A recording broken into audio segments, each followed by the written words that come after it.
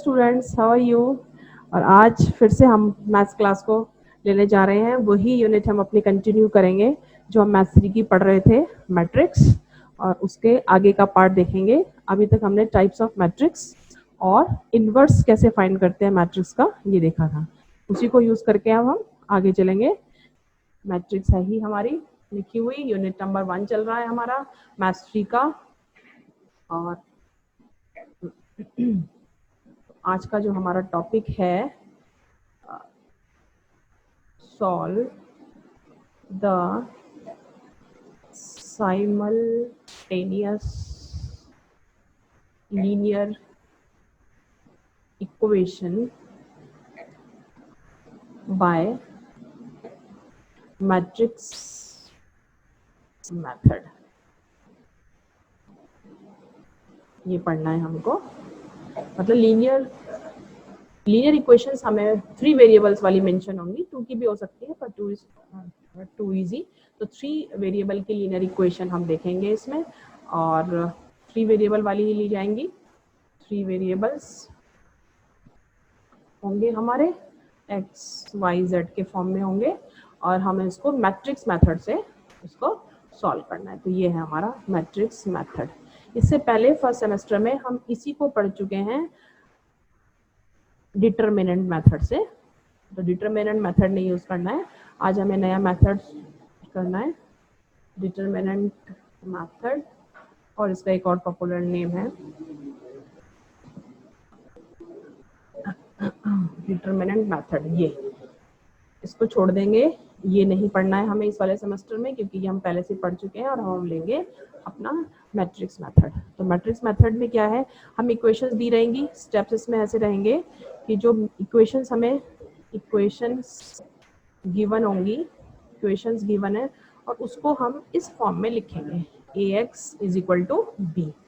X ये वो वाले सारे रहेंगे। एक्स किसको सिलेक्ट करेंगे, कैपिटल एक्स, जो वेरिएबल है हमारे एक्स वाई जेड, जिसकी फॉर्म में ये रहेगा। ए जो है इन्हीं के कोफिशिएंट रहेंगे, और बी बिल्कुल इसी पोजीशन में होगा जो हमारी इक्वेशंस मेंशन होंगी, उसके राइट हैंड साइड में जो भी कोफिशिएंट है उसको मैट्रिक्स फॉर्म में लिखेंगे। ये कोफिशिएंट्स की मैट्रिक्स बनेगी, ये भी मैट्रिक्स फॉर्म में रहेगा, और ये भी हम इसकी भी हम एक मैट्रिक्स बना लेंगे। इसको स्टैंडर्ड फॉर्म में लिखने के बाद हम इसको सॉल्व करेंगे और यूज़ करेंगे प्रीवियस वाला जो हमारा, जो हमने इससे पहले लेक्चर में जो पढ़ा था हमने, हमारा डिटरमिनेंट मेथड। तो वो हमें इसको पढ़ना है। तो अब देखते हैं इसको कैसे सॉल्व करेंगे। तो सॉल्व करने के लिए हम इसको सॉल्व करने के लिए हम एक एग्जाम्पल ले लेते हैं, उस एग्जाम्पल की हेल्प से हम इसको बहुत इजीली से सॉल्व कर लेंगे। एग्जाम्पल लिया, इन्वर्स क्योंकि निकालना हम सीख ही चुके थे, इन्वर्स निकालना हमें पता ही है कि कैसे है इन्वर्स, तो उसकी हेल्प से हम इसको सॉल्व करेंगे। तो हमें करना क्या रहेगा, इसमें जो इक्वेशन हमें मेंशन रहेगी, जो भी इक्वेशन हमें 3 इक्वेशन हमें मेंशन रहेंगी, क्योंकि 3 वेरिएबल होंगे तो 3 इक्वेशंस मेंशन होंगी। उन 3 वेरिएबल को हमको ढूंढना होगा, फाइंड करना होगा, उनको उसकी कोफिशिएंट्स को लिखना है हमें, और एक अननोन की जो है हमें मैट्रिक्स बनानी है। देखिए क्वेश्चन मैं लिख दे रही हूँ। इसका क्वेश्चन है solve by matrix method. Matrix method से इसको सॉल्व करना है। इक्वेशन है हमारी, equation 3x plus y plus 2z is equal to 3, equation number 1, and 2x minus 3y minus z is equal to minus 3, and third one is x plus 2y plus z is equal to 4। ये equation है, ये first है, ये second equation, and this is third equation. तो equation given के बाद उस equation को इस फॉर्मेट में रखना है जो मैंने आपको ये लिख रखा है नीचे। तो इसमें देखिए जो ए है, ए जो है कोफिशिएंट्स मैट्रिक्स, जैसे ए लिखना, मैं लिखती हूँ यहाँ पर ए मैट्रिक्स बनानी है मुझे। तो आपको ध्यान रखना है कि कोफिशिएंट्स की मैट्रिक्स है, तो कोफिशिएंट कह ले यहाँ पे x के रहेंगे सारे, यहाँ y के रहेंगे और यहाँ z के रहेंगे। तो ये लिख रही हूँ मैं, रो वाइज लिखी हुई है ये, तो रो वाइज इसको समझ सकते हैं। तो 3 हो गया इसका कोफिशिएंट 3, फिर 1 2, फिर हम पहुंचे 2 -3 -1, फिर जो थर्ड है 1 2 और ये हुआ 1। ये मैट्रिक्स ए होगी। तो ये हमें याद रखना है कि मैट्रिक्स ए जो है, जो लीनियर इक्वेशंस हैं उसके लेफ्ट में जो वेरिएबल्स हैं उसके कोफिशिएंट्स को लिखना है। ये पहली रो है समझ लीजिए, ये सेकंड रो है, ये थर्ड रो है, तो उसी हिसाब से फर्स्ट रो, सेकंड रो और थर्ड रो के हिसाब से मैं लिख दिया। अब बात आई एक्स की कि ये एक्स क्या है। तो जो x लेना है उसको आपको ध्यान रखना है, x मतलब जो वेरिएबल हमको फाइंड आउट करने हैं। तो here in this question there are 3 variables x, y and z. We have to find these 3 variables. So put these 3 variables in the matrix x or in column manners like this: x, y, z. Not in row matrix. ये ध्यान रखना है आपको कि इसको रो की form में नहीं लिखना है, इसको कॉलम की फॉर्म में लिखना है। और अब बचा इधर b, तो b आप क्या क्या हो गया, क्योंकि ये इक्वल के इधर है तो ये भी कॉलम फॉर्म में ही एडजस्ट होगा और इसको कोफिशिएंट लिखेंगे 3 -3 and 4। तो ये हुआ इस तरह से। तो इसको आप आराम से देख सकते हैं कि ये ax ए भी मिल गया हमको, एक्स भी पता चला है हमें। एक्स को ध्यान रखना है, एक्स को कॉलम की फॉर्म में लिखना है, कॉलम मैट्रिक्स की फॉर्म में लिखना है इसको, और रो में नहीं लिखना है। ये आपको थोड़ा सा पॉइंट को माइंड में रखना है। और इस तरह से ये तीनों चीज सेलेक्ट कर ली और अब हम अपना चलते हैं। जो हमारा फॉर्मूला है वो क्या कह रहा है, फॉर्मूला था ax = b. A is the coefficient matrix, X is the column matrix of the variables, and B is the matrix of elements in right hand sides. तो ये है AX = B, दिख भी रहा है AX, A मतलब coefficient, X मतलब XYZ, तो आप यहाँ से देख सकते हैं = B, तो यानी कि ये B है। इसको भी कॉलम की फॉर्म में लिखना है, इसे भी कॉलम की फॉर्म में लिखना है, जिससे मैट्रिक्स की कंपैटिबिलिटी मेंटेन रहे। तो ax = b। और अब हमें फाइंड आउट क्या करना है, हमें फाइंड आउट मैट्रिक्स मेथड में सॉल्व क्या करना है, तो यानी कि जितने भी वेरिएबल है क्या फाइंड करना है, हमें x, y, z फाइंड करना है। और वो कहाँ है, वो यहाँ है। इसका मतलब हमें इस मैट्रिक्स की वैल्यू को फाइंड आउट करना है। तो ये हो गया इसमें। तो अगर मुझे x निकालना है, x, तो ये a इज अ मैट्रिक्स और ये मैट्रिक्स इधर से इधर जाएगी, यानी कि डिवाइड की फॉर्म में, तो डिवाइड कुछ नहीं होता, तो ये यहाँ पे जाके क्या बनाएगी, a इनवर्स, और ये भी ऐसे ही। इसका मतलब अगर हमें किसी भी अननोन मैट्रिक्स को फाइंड करना है, तो हमें इस एक्स मैट्रिक्स को फाइंड करना है, सॉरी, तो हम जो ए इनवर्स जो निकालेंगे उसकी मल्टीप्लाई कर देंगे बी से, ये मल्टीप्लीकेशन है बीच में, ठीक है। तो ये निकालना है। तो हमारा फर्स्ट टास्क क्या हो गया, हमारा स्टेप 1 हो गया, फाइंड ए इनवर्स, जो लास्ट प्रीवियस क्लास में हमने पढ़ा था। ए इनवर्स निकाल लेंगे। और स्टेप 2 तो हमें दिख ही रहा है, स्टेप 2 में ए इनवर्स की और बी जो मैट्रिक्स है इसकी मल्टीप्लाई कर देंगे। Now we have to find the value of A inverse. We learn this how to find the value of A inverse in previous class. तो सेम मेथड है, उसी को फॉलो करना है हमें। तो हम देखते हैं सबसे पहले कि ए इनवर्स को कैसे निकालते हैं, जैसे कि हमने पिछली वाली क्लास में निकाला था सेम। तो अगर मैं आपको याद दिलाऊं, तो ए इनवर्स निकालने के लिए हमने क्या किया था, जितनी भी जो भी हमारी मैट्रिक्स थी, कोफिशिएंट के मैट्रिक्स जो भी यहाँ लिखी रहेगी, उसके 1 to 1 माइनर निकालने हैं। माइनर निकालने के बाद उसी हर माइनर का हमें कोफैक्टर्स निकालना है। कोफैक्टर्स की एक मैट्रिक्स हमारी बन जाएगी। उस कोफैक्टर्स की मैट्रिक्स का हमें फाइनली ट्रांसपोज करना है। This transpose matrix is called adjoint of the matrix. और फिर हम ए इनवर्स का फॉर्मूला ये था 1/डिटर्मिनेंट ए इंटू एडजॉइंट ऑफ ए। तो हमें इस तरह से इसको सॉल्व करना है और इसमें कुछ नहीं है। और चलिए इसको देखते हैं।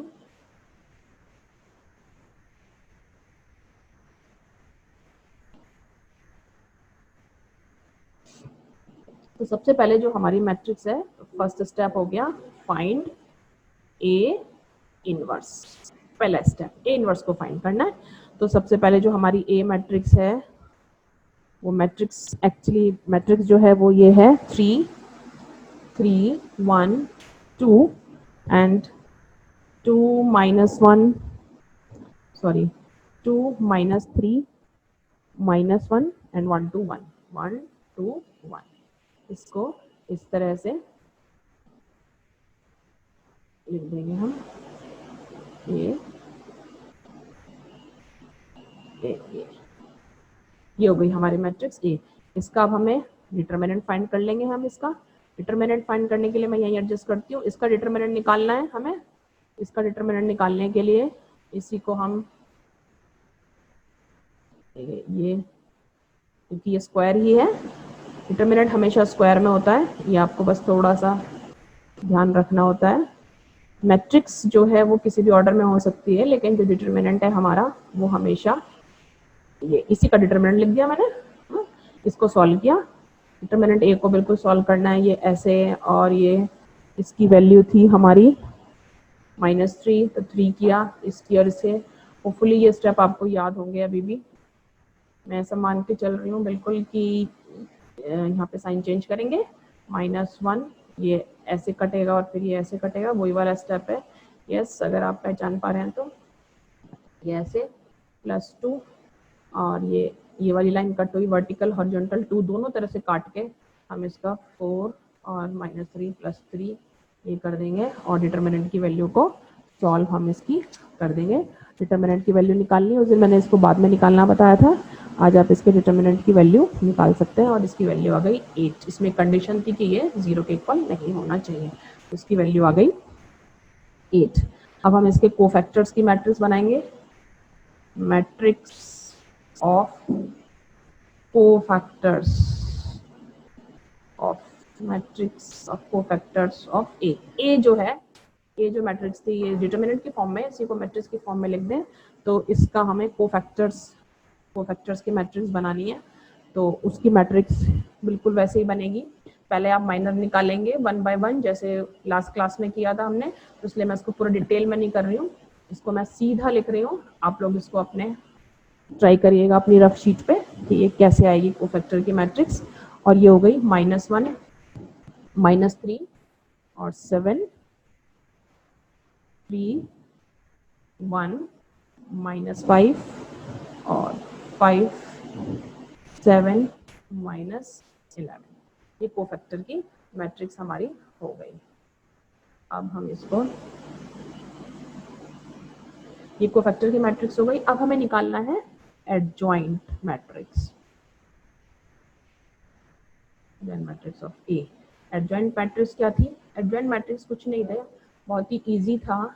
ये जो मैट्रिक्स थी हमारी, ये जो मैट्रिक्स है, इसी को ट्रांसपोज करना था। इसी का ट्रांसपोज मतलब ये अगर पहला रो है तो इसको पहले कॉलम में कन्वर्ट कर दीजिए, -1 -3 और 7।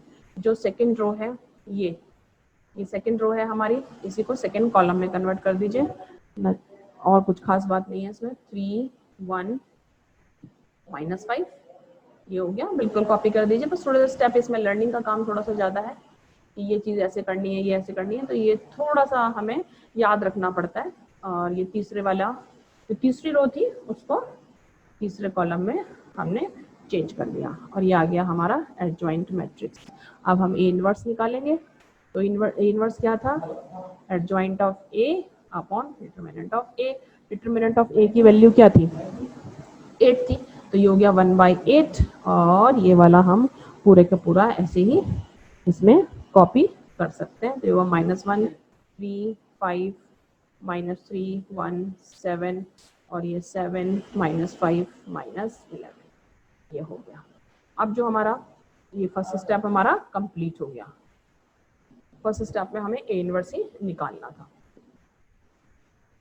अब सेकेंड स्टेप में, सेकेंड जो स्टेप है, ए इनवर्स तो हमारा निकल चुका, हम वैल्यू निकाल रहे हैं, तो हमें निकालना था x = a inverse into b. तो ए इनवर्स तो ये लिखा, ये हमारा आ ही चुका है इनवर्स। इसकी मल्टीप्लाई किससे करनी है? बी से करनी है। तो किसकी वैल्यू निकल के आनी थी? x की निकल के आनी थी। तो x मतलब क्या? x मतलब x y और z, ये है ना, सॉरी, और यहाँ हमने a इनवर्स इंटू b, तो a इनवर्स कितना है 1/8 और इसकी -1 3 5 -3 1 7 7 7 -5 -11, ये हो गया, ठीक है। और इसकी मल्टीप्लाई हमें कर देनी है 3 -3 4 से। देखिए इसका ऑर्डर कितना है, इसका ऑर्डर है 3/3 और इसका ऑर्डर है 3, तो इसमें रो है और एक कॉलम है, तो 3/1, ये दोनों कंपैटिबल है, यानी कि ये मल्टीप्लाई हो सकते हैं, होंगे, डेफिनेटली होंगे, हो सकते नहीं होंगे, क्योंकि इसका जो कॉलम है और जो इसकी जो रो है वो सेम है। इसकी मल्टीप्लाई कर देंगे और इसका जो फाइनल आंसर है वो मल्टीप्लाई करेंगे इन दोनों की, तो 1/8 मल्टीप्लीकेशन आपने पहले सीख रखा है, 8 16 और -8, ये आ जाएगा, 8 है तो इसमें 8 आप हटा देंगे, तो फाइनली इसके जो है हमारे x y और z, ये जो चल रहा था हमारा, इसकी वैल्यू आ जाएगी, इसकी आएगी 1, स्क्वायर से इससे करा, क्योंकि 1 मल्टीप्लाई करेंगे तो 1/8 से होगी, स्केलर है तो स्केलर की तीनों एलिमेंट से हो जाएगी, तो ये 2 हो गया और ये हो गया -1, और इक्वलिटी ऑफ 2 मैट्रिक्स से हम जाएंगे, तो ये हमारे x की वैल्यू आ गई 1, y की वैल्यू आ गई 2 एंड z विल बी -1, तो इस तरह से हम इसका आंसर हमारा आ जाएगा। तो ये हो गया एक क्वेश्चन। बस आपको इसमें ध्यान रखना है कि ये कौन सा मेथड है, it is a matrix method, बस आपको कुछ नहीं करना है, ये ध्यान रखना है, simple step. Again A inverse निकालिए, सेकेंड x निकालना है तो a इनवर्स की b से मल्टीप्लाई कर दीजिए और ये इस तरह से सॉल्व हो जाएगा। तो ये हो गया हमारा इक्वेशन निकालना, इस तरह से हम इसकी इक्वेशन है वो निकाल सकते हैं। तो ये कंप्लीट हो गया हमारा। इसके कुछ क्वेश्चंस आप और लिखिएगा और उसकी प्रैक्टिस करिएगा, इसमें बहुत सारी चीज़ें शामिल हैं। इसकी हेल्प से हमने इनवर्स निकालना सीखा, इसमें आपको मल्टीप्लिकेशन की प्रैक्टिस बहुत अच्छे से होनी चाहिए, तो मल्टीप्लिकेशन आपको बहुत अच्छे से आना चाहिए कि मल्टीप्लाई 2 मैट्रिक्स का मल्टीप्लिकेशन ऑफ 2 मैट्रिसेस, ये इस क्वेश्चन का पता होना चाहिए, ये आपको क्लियर होना चाहिए, इससे और क्लियर हो जाएगा इस क्वेश्चन की हेल्प से। इक्वलिटी ऑफ 2 मैट्रिक्स, कि 2 मैट्रिक्स इक्वल्स हैं तो उसके कॉरस्पॉन्डिंग एलिमेंट्स भी इक्वल होंगे, ये सारी चीज़ें इसमें यूज हो रही हैं। तो ये 3 चीज़ें आपने इसमें सीखी और ये आपकी और प्रैक्टिस को इम्प्रूव कर देंगे। तो ये हो गया। अब हम इसमें चल रहे हैं नेक्स्ट जो टॉपिक है हमारा, नेक्स्ट उसको मैं देख रही हूँ, नेक्स्ट टॉपिक है हमारा एलिमेंट्री ट्रांसफॉर्मेशन। चलिए जी नेक्स्ट में चलते हैं हम। नेक्स्ट है हमारा नेक्स्ट है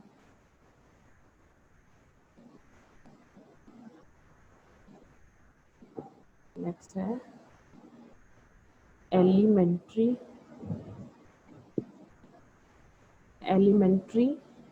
रो और कॉलम ट्रांसफॉर्मेशन।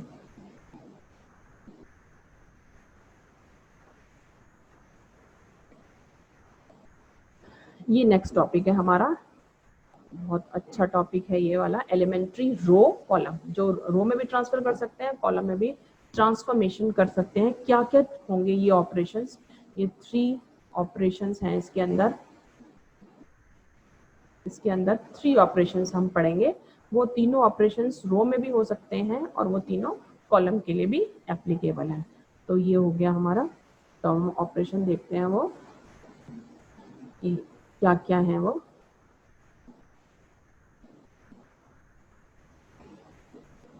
हाँ, तो हम चल रहे हैं। तो जो पहला ऑपरेशन है, जो फर्स्ट ऑपरेशन है, फर्स्ट ऑपरेशन में हम क्या करेंगे, जो फर्स्ट ऑपरेशन है हमारा, फर्स्ट ऑपरेशन में हम क्या करेंगे कि जो ट्रांसफॉर्मेशन, अच्छा एक चीज ध्यान रखना, जो रो के लिए जिस तरह का ट्रांसफॉर्मेशन लगेगा वही कॉलम के लिए भी लगेगा। रो का सिंबल R था और इसका कॉलम था। तो जो पहला ऑपरेशन है इसका मतलब है इंटरचेंजिंग टू रोज और कॉलम। जहां भी रो होगा वहां सेम ऑपरेशन जो है वो कॉलम के लिए भी होगा। मतलब दो रो को आप आपस में बदल सकते हैं, इससे मैट्रिक्स के वैल्यू पर मैट्रिक्स पर कोई फर्क नहीं पड़ेगा। किस किस चीज में ये यूज होगा वो मैं बताऊंगी। हमारे यहाँ जो एलिमेंट्री ट्रांसफॉर्मेशन है उसमें हम इन्वर्स निकालना, इसकी हेल्प से, इन ऑपरेशन की हेल्प से इन्वर्स निकालना भी सीखते हैं, और इसकी हेल्प से एक बहुत इंपॉर्टेंट हमारा पार्ट है मैट्रिक्स का रैंक, वो कवर होता है। इसलिए आपको ध्यान रखना है कि ये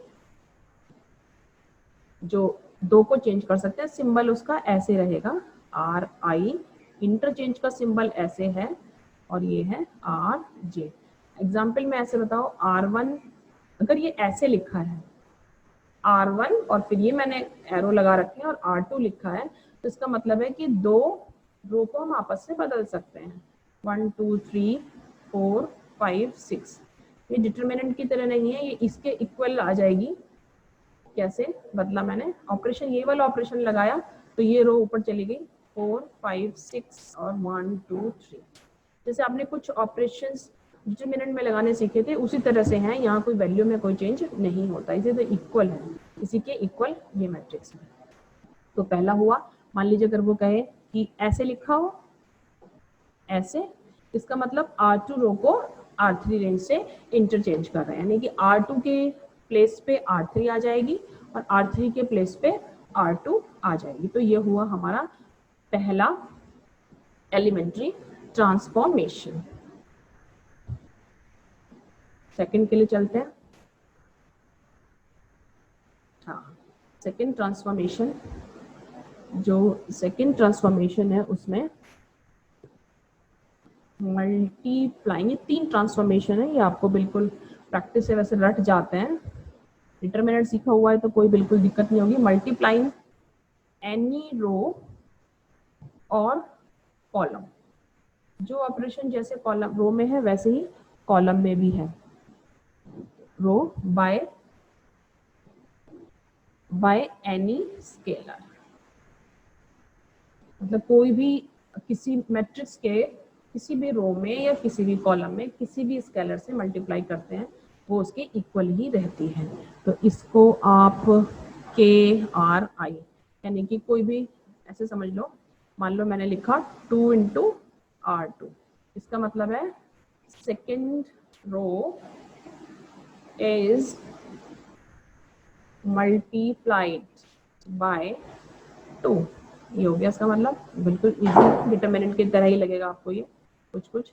और थर्ड है, थर्ड में क्या होगा, थर्ड में ये कोई रो है, मान लीजिए कोई रो या कोई भी कॉलम, तो एक और रो में हमने किसी भी इसकी मल्टीप्लाई करी और किसी और रो से इसको ऐड कर सकते हैं। मतलब ये वाला ही है कि ये हमने मल्टीप्लाई किया था किसी भी रो में, एक से किसी भी नंबर से मल्टीप्लाई किया, किसी भी स्केलर से मल्टीप्लाई किया, then we can add another row into it, इसमें दूसरी रो को भी हम ऐड कर सकते हैं। तो ये 3 ट्रांसफॉर्मेशन हमारे हैं एलिमेंट्री। रो ट्रांसफॉर्मेशन यही सब रो के लिए है, तो यही सब कॉलम के लिए हो जाएगा। सेम ये कॉलम के लिए हो गया, C1 को C3 से रिप्लेस किया। ऐसे ही मान लीजिए यहाँ C1 लिखा है तो आप लिख रहे हैं 3 इंटू C1, मल्टीप्लाई कर सकते हैं किसी भी स्केलर की मैट्रिक्स में। और इसमें है कि मान लीजिए कॉलम 1 है, कॉलम 1 में ऐड किया, किसको ऐड किया, 5 से मल्टीप्लाई किया कॉलम नंबर 3 में, तो ये ऐसे हो जाएगा। तो ये ऑपरेशंस की, एलिमेंट्री ऑपरेशंस की हमें बहुत ज़रूरत पड़ने वाली है अपने नेक्स्ट टॉपिक के लिए। तो ये हमारा इतना हो गया। This is called there are the 3 elementary row और कॉलम ट्रांसफॉर्मेशन। अब इसको नेक्स्ट पे चलते हैं हम अपने। नेक्स्ट है हमारा कुछ कुछ कुछ हमने कुछ टाइप की हमने मैट्रिक्स की स्टडी करी थी कि जैसे scalar matrix, row matrix, diagonal matrix, ये कुछ टाइप्स के मैट्रिक्स हमने पढ़े थे।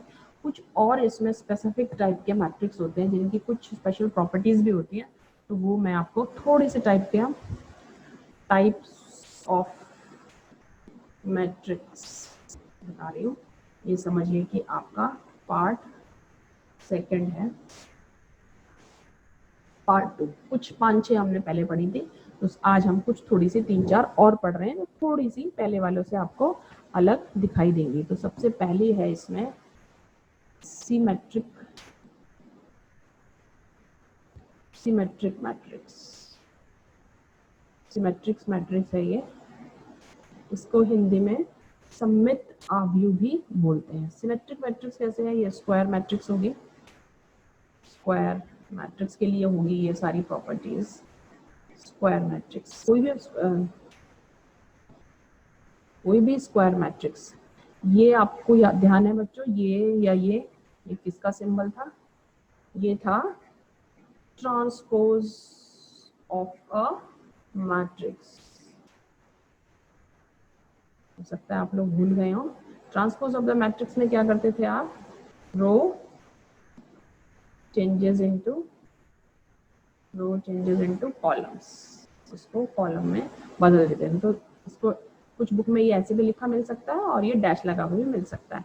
तो टी से तो बिल्कुल क्लियर है कि ये ट्रांसपोज है, और ये डैश का मतलब है ये भी ट्रांसपोज, ये कोई भी एब्रिविएशन यूज करी जा सकती है।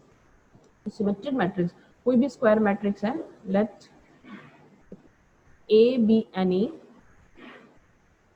Square matrix.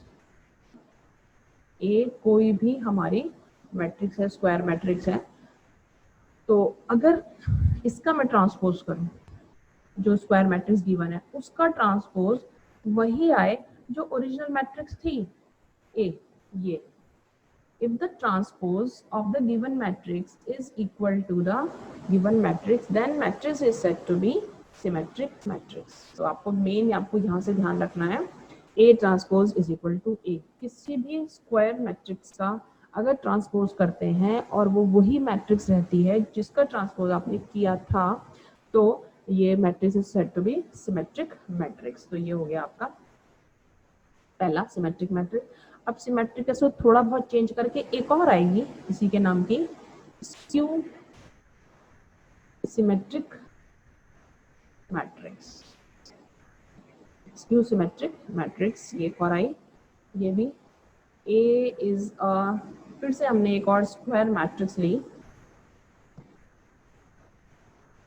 Square matrix. अब इसका ट्रांसपोज किया, ये ए मैट्रिक्स थी, इसका मैंने ट्रांसपोज किया, इसका ट्रांसपोज किया, तो सिमेट्रिक में तो ये आ रहा था हमारा ए के इक्वल, लेकिन स्क्यू में क्या होगा? अगर उस मैट्रिक्स का ट्रांसपोज करेंगे तो पूरी मैट्रिक्स की जो वैल्यू है वो उसके नेगेटिव के इक्वल आ जाएंगे। This is skew symmetric matrix. इसकी डेफिनेशन आप लोगों से पूछी जा सकती है, सिर्फ 1 मार्क के क्वेश्चन के लिए डेफिनेशन इसकी पूछी जा सकती है। इसकी कुछ स्पेशल प्रॉपर्टीज भी है, इसका एक स्पेशल करेक्टर है, इसकी प्रॉपर्टी है, वो थोड़ा सा आपको ध्यान में रखनी है कि जो स्क्यू सिमेट्रिक मैट्रिक्स है उसके जो डायगोनल एलिमेंट्स होते हैं वो सारे हमेशा 0 होते हैं। Diagonal elements will be 0। Main diagonal element जो है वो सारे के सारे 0 होते हैं। तो एक तो आपको ये ध्यान रखना है डेफिनेशन, और एक ये याद रखना है, और ये होती है स्क्वायर मैट्रिक्स के लिए। तो ये हो गया, हमें इस तरह से हम इसको रखेंगे। तीसरी है हमारी हर्मिशियन मैट्रिक्स। अच्छा, जब मैंने आपको मैट्रिक्स बताई थी तो मैट्रिक्स में जो क्या होता है कि जो उसके एलिमेंट्स हैं वो नंबर होते हैं, नंबर और फंक्शन। ये मैंने आपको बताया था मैंने कि matrix is a rectangular arrangement of a number. Number कैसे? रियल भी और कॉम्प्लेक्स भी, कैसे भी हो सकते हैं। तो हर्मिशियन मैट्रिक्स में क्या होता है कि कॉम्प्लेक्स नंबर होते हैं हमारे पास। तो जो भी कॉम्प्लेक्स नंबर है, कॉम्प्लेक्स नंबर आपने उसका कंजुगेट निकालना आपको पता ही है, आप पहले क्योंकि कॉम्प्लेक्स नंबर पढ़ चुके हैं पूरा। कंजुगेट नंबर उसका मैं जैसे बता दूं, आपके पास है 2 + 3i, तो इसका कंजुगेट क्या होगा? इसका कंजुगेट होगा 2 - 3i। इस तरह से शायद आपको कुछ याद आया हो कि क्या है। तो हर्मिशियन मैट्रिक्स क्या है? तो एक मैट्रिक्स है आपके पास, ए इज अ स्क्वायर मैट्रिक्स। ये स्क्वायर मैट्रिक्स है हमारे पास ए। तो इसका जो भी मैट्रिक्स है इसके एलिमेंट्स कुछ कॉम्प्लेक्स नंबर में होंगे, तो इसका पहले हम करेंगे कॉन्जुगेट निकालेंगे। ये बार जो लगी है ये कॉन्जुगेट को बता रही है कि जो भी कॉम्प्लेक्स नंबर्स हैं उसका आप कॉन्जुगेट निकाल लें और फिर उसका करें ट्रांसपोज, तो that will be equal to original matrix. तो ये इसकी मेन डेफिनेशन है। इफ ये ट्रांसपोज सॉरी स्क्वायर जो मैट्रिक्स रहेगी उसका सबसे स्क्वायर मैट्रिक्स रहेगी पर एलिमेंट्स कुछ कॉम्प्लेक्स होंगे, कॉम्प्लेक्स नंबर की फॉर्म में होंगे, तो सबसे पहले से कॉन्जुगेट करेंगे। कॉन्जुगेट करने के बाद उसका ट्रांसपोज कर देंगे तो देखेंगे कि जो मैट्रिक्स आपके पास स्टार्टिंग में थी ये वही लौट के आई जा रही है, तो that is called the Hermitian. अगर हर्मिशियन है तो डेफिनेटली स्क्यू हर्मिशियन भी होगी। अब सिमेट्रिक और स्क्यू सिमेट्रिक की तरह इसका भी क्या होगा, इसका आपने बिल्कुल स्क्वायर मैट्रिक्स होगी ए, उसका कॉन्जुगेट निकालेंगे, उसका ट्रांसपोज करेंगे और वो किसके इक्वल आ जाएगा, -1 के। तो ये बिल्कुल उसी की तरह है जैसे सिमेट्रिक और उसमें दिखता है वैसे ही इसमें दिखता है। और लास्ट है हमारी ऑर्थोगोनल मैट्रिक्स। इसके लिए भी ऑर्थोगोनल में भी क्या होगा, हिंदी में इसको लंबिक आव्यूह भी बोलते हैं। ये ए है, ये कोई मैट्रिक्स ए है और ए मैट्रिक्स है और उसका ट्रांसपोज मैट्रिक्स उसका ट्रांसपोज कर दें और वो एक यूनिट मैट्रिक्स के इक्वल आए, that is then matrix is called the orthogonal matrix. तो ये हो गई इतने टाइप की आपने आज पढ़ ली। तो इसको आपको देखना है कि ये कैसे होगी, तो बड़े आराम से ये सारे आप पढ़ लीजिएगा कि किस कितने टाइप की हैं क्या है। बस ये सारे स्क्वायर मैट्रिक्स के लिए थी ये सारी प्रॉपर्टीज। तो A transpose is equal to I और इसको ऐसे भी लिख सकता है A is equal to I. तो ये आपको ध्यान रखना है। और यहाँ से ए इनवर्स जब ये यहाँ जाएगा तो ये डिनोमिनेटर में चला जाएगा और ये आ जाएगा ऐसे। तो ये एक और इसकी इम्पोर्टेंट प्रॉपर्टी आ गई। तो ये इस तरह से होगा हमारा, ये सबको आपको पढ़ लीजिएगा अच्छे से। Okay students.